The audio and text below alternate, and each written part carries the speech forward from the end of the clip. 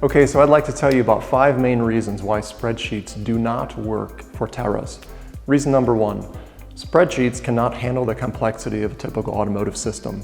It's very difficult to create all the formulas, the dependencies between all of the various components within an automotive system within a spreadsheet. Reason number 2, you're not creating a model when you use a spreadsheet. You are creating a list, essentially. And you need a model to handle the dependency and to manage the complexity of an automotive system. Reason number 3, spreadsheets do not scale. Within an organization, tools are needed that can scale with teams, with vehicle projects, and with distributed working environment within an organization.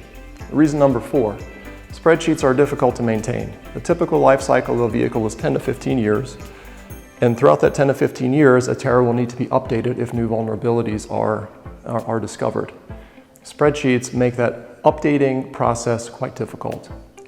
And finally, reason number 5, spreadsheets do not enable knowledge sharing. Knowledge sharing can be enabled in a much better way by using catalogs, for example, within a specialized tool.